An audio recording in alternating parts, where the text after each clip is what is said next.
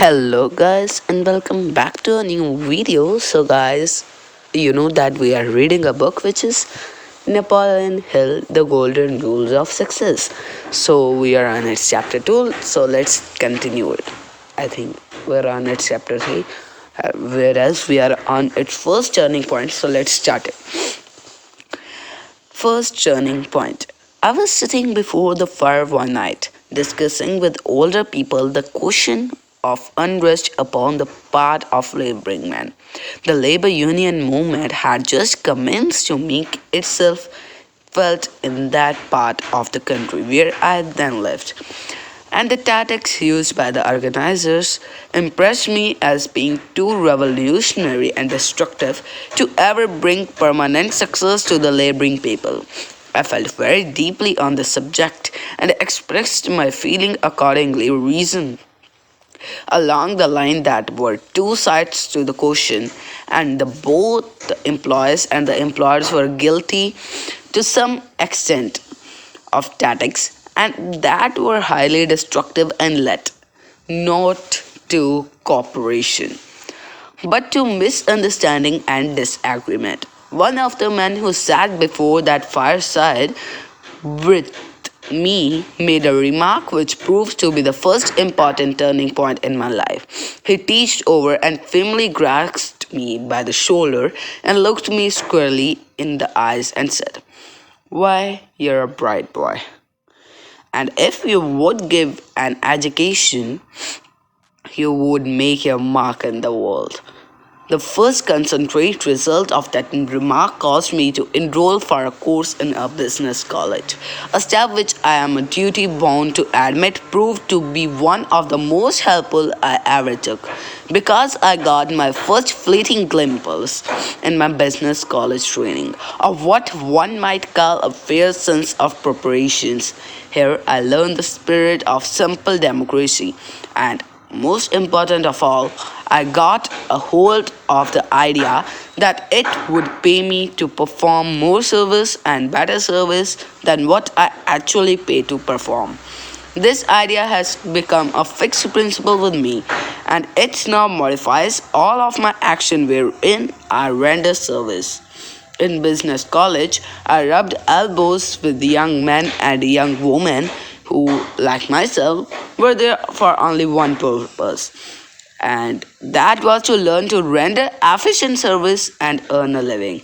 I met Jew and Gentile, Catholic and Protestant, all on exactly the same tones, and learned for the first time that we are human and all respond to that simple spirit of democracy which prevailed in the business college environment.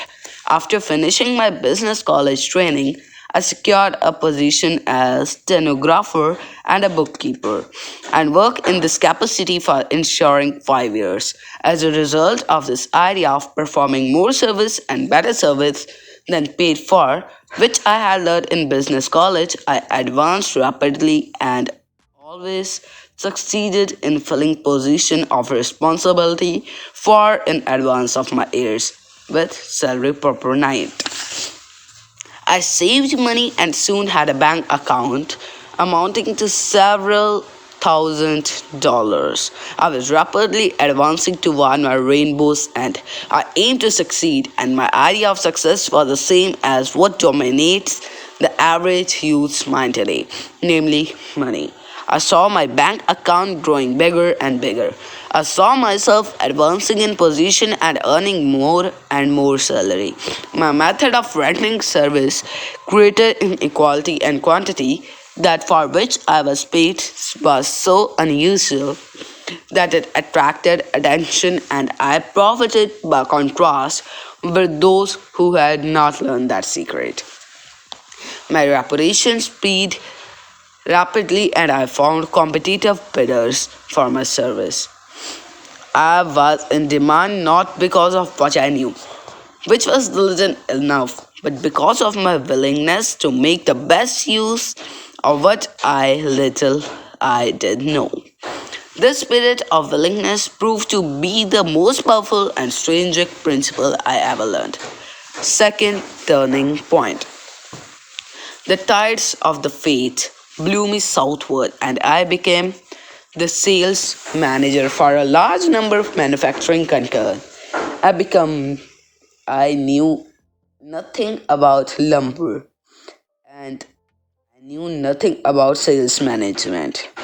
And but I had learned that it paid to render better service and more of it than I was paid for. And with this principle as a dominating spirit, I tackled my new job with the determination to find out all I could about selling lumber. I made a good record. My salary was increased twice during the year, and my bank account continuing growing bigger and bigger. I did so well in managing the sales of my employer's lumber that he organized a new lumber company and took me to partnership with him as a half owner in the business. The lumber business was good and we proposed.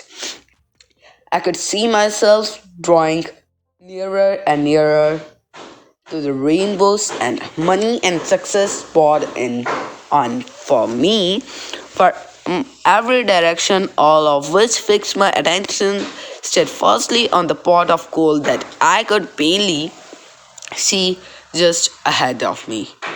Up to this time, it had never occurred to me that success could consist of anything except gold. Money in the bank represented the last word in attainment.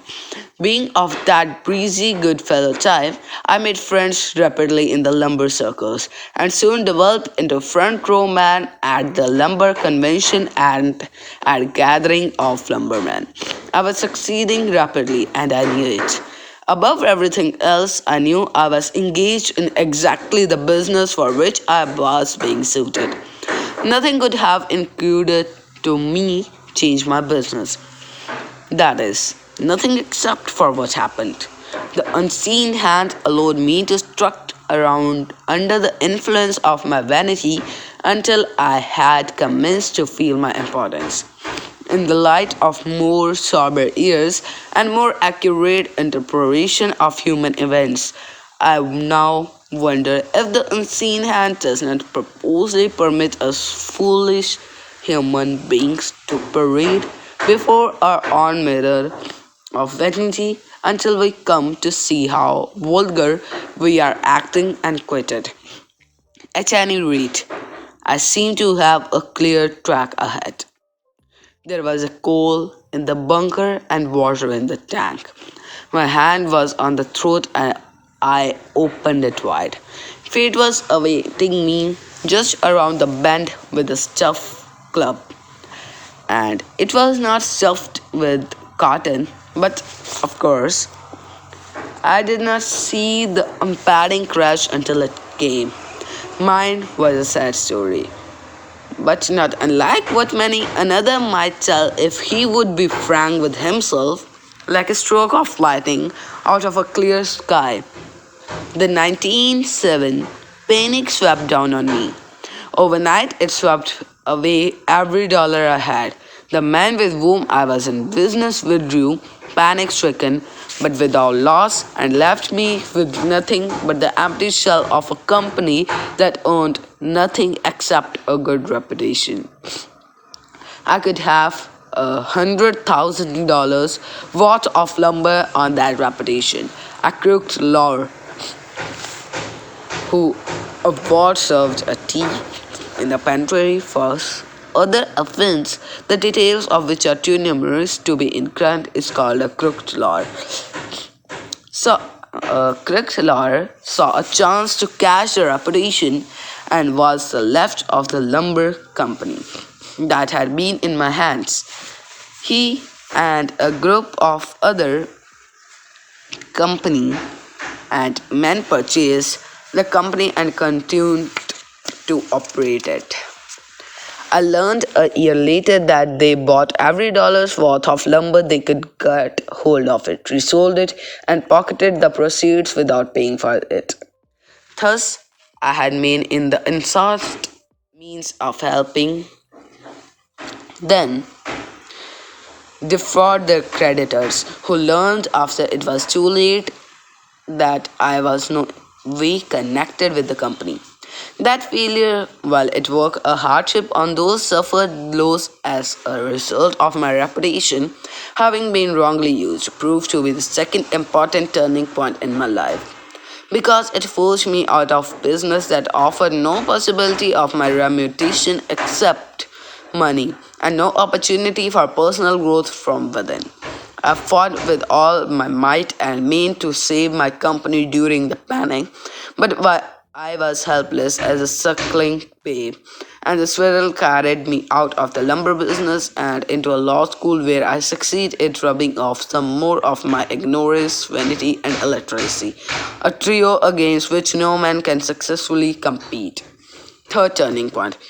It required the 1907 panic and the failure that it brought to me deliver and redirect my efforts from the lumber business to the study of law.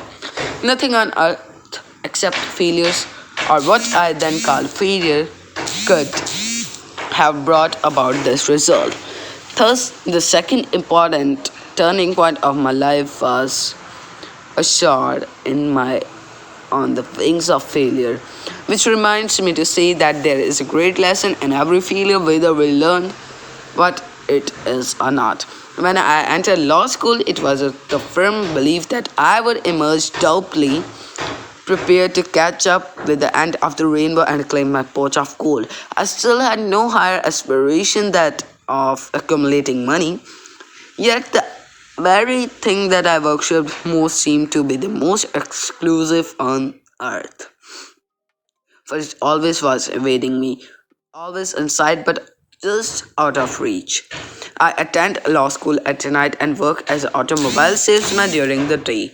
My sales experience in the lumber business were turned to good advantage. I proposed rapidly, doing so well that the opportunity came to enter the automobile manufacturing business. I saw the need for automobile mechanics. Therefore, I opened an educational department and began to train ordinary machinists in automobile assembling and repair work. This school proposed until I was paying me over $1,000 in a month in net profits. Again, I saw my rainbows and inside. Again, I knew I had at last found my niche in the world again. Again, I knew that nothing could swerve me from my course or cause me to divert my attention from the automobile business. My banker saw me prospering. He extended me credit for expansion. He encouraged me to invest in outside lines of business. My banker was one of the finest men in the world, so he appeared to me. He loaned me many thousands of dollars on my own signature without endorsement. But alas, it were every thus. The sweat usually precedes the bitter. My banker loaned me until I was hopelessly in his debt. Then he took over my business. It all happened so suddenly that it dazzled me. I didn't think such a thing possible. You see, I had still to learn much about the ways of men, especially the type who, unfortunately, my banker turned out to be a type which, in justice to the business of banking, I ought to say it's rarely found in that business. From a man of affairs with a net income of over $1,000 a month, owner in half a dozen of automobiles, and much other junk that I didn't need but I didn't knew it, I was suddenly reduced to poverty. The rainbow's end disappeared, and it was many years afterward before I learned that this failure was probably the greatest single blessing that ever was showered upon me, because it forced me out of a business which in no way helped me to develop the human side, and diverted my efforts into channel which brought me a rich experience that I greatly needed. I believe in worthy of note to here state the went back to Washington D.C. After a few years, this event and out of curiosity visited the old bank where I once had a liberal line of credit, expecting, of course, to find a prosperous bank still in operation. To my great dismay, I found that the bank had gone out of business. The banking house was being used as a lunchroom for my workmen, and my erstwhile banker friend that had been reduced to pantry had want. I met him on the street, practically penniless, with eyes red and swollen. He arose in a questioning attitude, and I wondered for the first time in my life if one might find other thing of value except money at the rainbow's end. Mind you, this temporary cautioning attitude was not an open rebellion, or did I push it far enough to get the answer. It merely came as a fleeting thought and passed away out of my mind. Had I known as much then about interpreting human events as I now know, I would have recognized this circumstance as a nudge the unseen hand was giving me. Had I known everything of law compensation, I would not have been surprised when I found my banker reduced to poverty, knowing as I did after it was too late that my experience was but one of hundreds of similar that marked his code of business ethics. I never put up a stronger battle in my life than I did in trying to remain in the automobile business. I borrowed $4,000 from my wife and sunk it in a vain effort to remain in what I believed to be the business for which I was best fitted, but forces over which I had no control and which I didn't understand at that time would have won of my efforts to remain in the automobile business. It was a heavy cost of pride that finally submitted and turned for want of knowing what else to do, to using the knowledge of law that I acquired. Fourth turning point. Because I was my wife's husband and her people had influence, I secured this appointment as assistant to the chief counsel for one of the largest corporations of its kind in the world. My salary was greatly out of proportion to what the company had usually paid beginners, and still further out of proportion to what I was worth, but pull was pull. And I was there because I was there. A turning point. It turned out that what I lacked in legal ability, I supplied through that one sound fundamental principle I had learned in business college, namely to render more service and better service and then paid for wherever possible. I was holding my position without difficulty. I practically had a burst of life. I cared to keep it. One day I did what my close personal friend and relatives said was a very foolish thing. I quit my job abruptly. When pressed for a reason, I gave that what seemed to me be a very sound one. But I had trouble convincing the family circle that I had acted wisely, and still greater difficulty convincing a few of my friends that I was perfectly rational in mind. I quit that position because I found the work too easy and I was performing it with too little effort. I saw myself drifting into the habit of interior. I felt myself loving to take things easily and knew that the next step would be retrogression. There was no particular impelling urge that forced or induced to me to keep moving. I was among friends and relatives. I had a job I could keep as long as I wished it at a salary that proved a home, a good motor car, and enough gasoline to run it. What else did I need? This was an attitude toward which I felt myself slipping and was an attitude that startled me, however ignorant I might have been in other matters at that time. I have always felt thankful for giving had enough sense to realize that strength and growth come from only from struggle, that disuse brings up protectively and decay. This move proved to be the next most important turning point in my life, although it was followed by 10 years of effort that brought almost every grief the human heart could experience. I quit my job in almost every I quit my job in the legal field where I was getting along well, living among friends and relatives with what they believed to be bright and usually promising future ahead of me. I'm frank to admit that it has always been a source of wonderment to me as to why and how I gathered the courage to make the move that I did. As far as I am able to correctly interpret, I arrived at that my decision more in the nature of a hunch or as a promising that I little understood than I did by logical dedication. I selected Chicago as a location because I believed it to be the most competitive field in the world. As I then, if I could come to Chicago and gain recognition along my lichimate line, I would prove to myself that I had material in me that might someday develop into real ability. There was a queer process of reasoning, at least it was, and into real ability.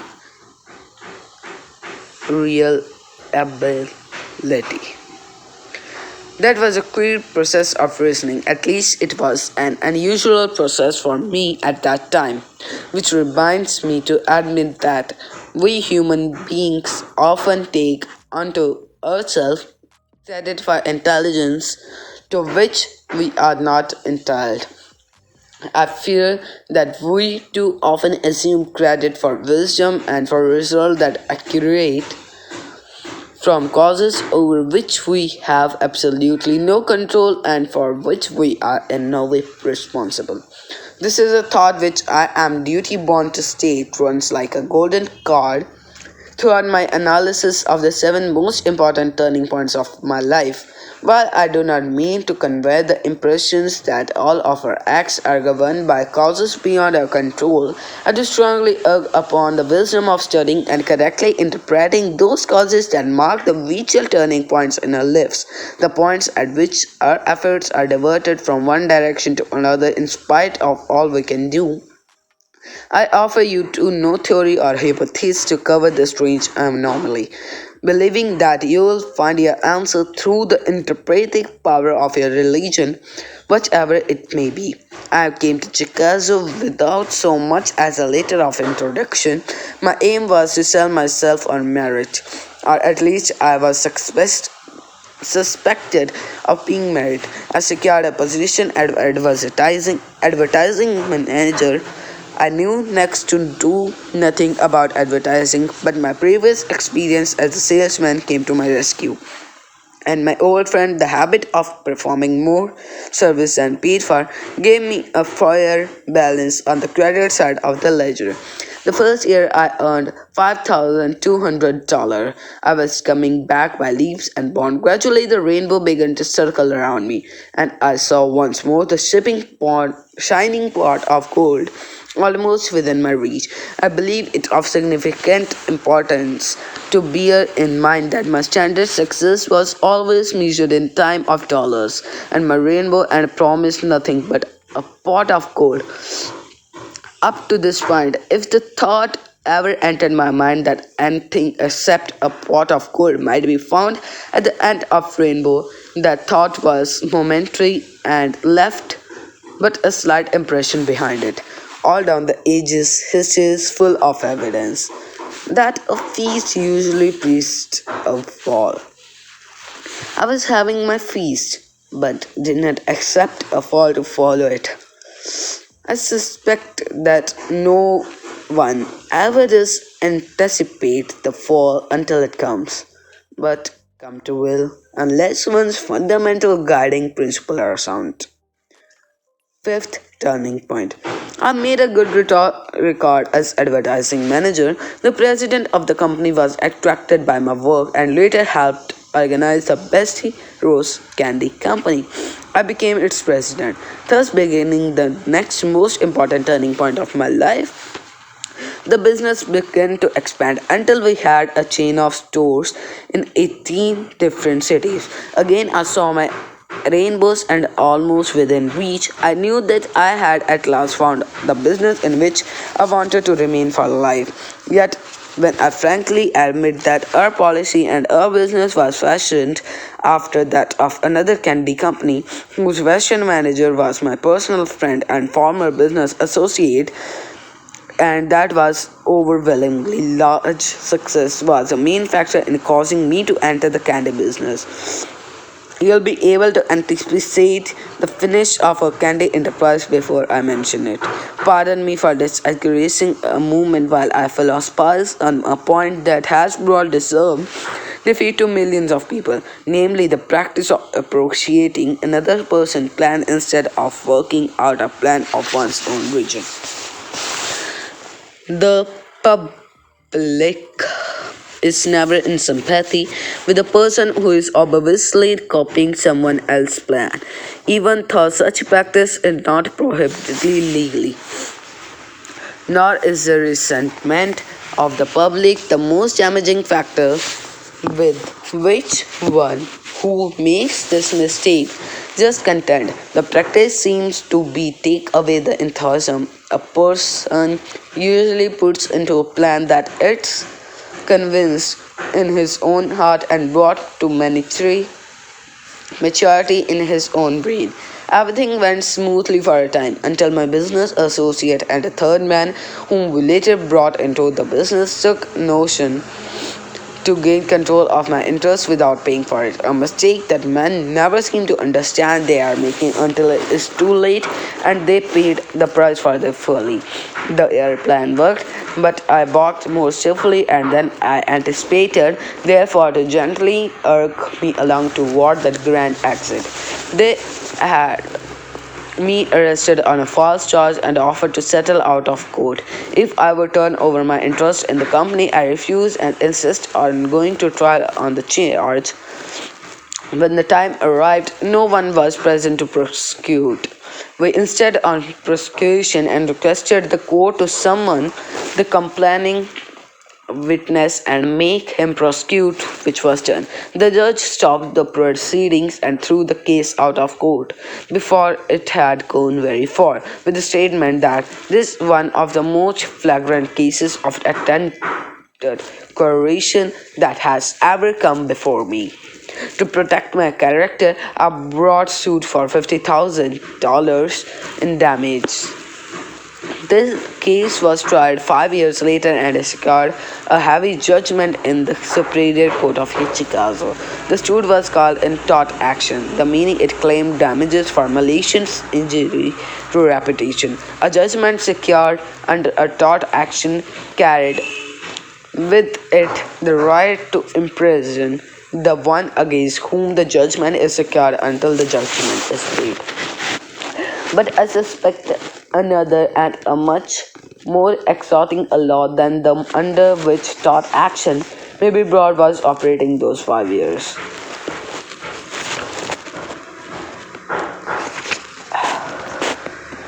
Before mentioning the next important turning point of my life, may I call your attention to two interesting facts, namely that each turning point carried me nearer and nearer my rainbow's end, and each one brought me some useful knowledge that later became a permanent part of the philosophy of life. As well, those who tried to destroy me met with the same fate they tried to mete out to me. So, sixth turning point of my life. So, let's get started. We come now to the turning point that probably brought me nearer the rainbow's end than any of the others had, because it placed me in a position where I found it necessary to bring into use all the knowledge I had acquired up to that time concerning every subject with which I was familiar, and it gave me opportunity for self-expression and for personal development such as really come to a mean early in life. So guys, this video is going to lengthy. It's about half an hour. So we'll read the sixth turning point and seventh turning point. Maybe we'll read this, but they are very lengthy. So I am just explaining you that what are in the sixth and seventh turning point. In the sixth turning point, Napoleon Hill again started a business, and each month his salary was nearly 10 uh, I'm sorry 1 lakh 5,000 $2,000 a year. And then he looked his rainbow and again, and his next business associate grabbed his business, and in seventh turning point he launched his new magazine, which was Napoleon Hill's Golden Rule, or Hill's Golden Rule.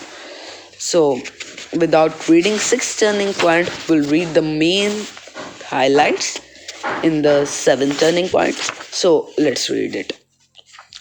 I I'm sorry I said that we'll read in the next video, but I thought that we should read in this video because it was too lengthy. So where are we fearing of? Because it was now too lengthy. If it was 10 or 20 minutes more longer, that what will be discussed? Of course there will be many problems to edit, but no way, let's start. So in seventh turning point, Napoleon Hill on November 11, 1988 had a war and swept away my school, from which my income would have amounted over $15,000 a year.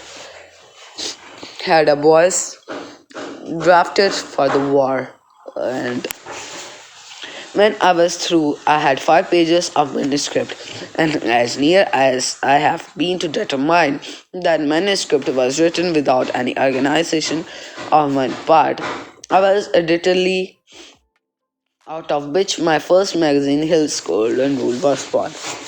So the main thing that when Hill's Golden Rules manuscript was launched, he he started to complete it, and his business partner gained all of the control. His first magazines, this was his probably first magazine, and his business associate got the control of this magazine and kicked Hill from that foundation, and then Hill launched his second magazine, Hill's Golden Rules, which was launched on December 1999 or 1919.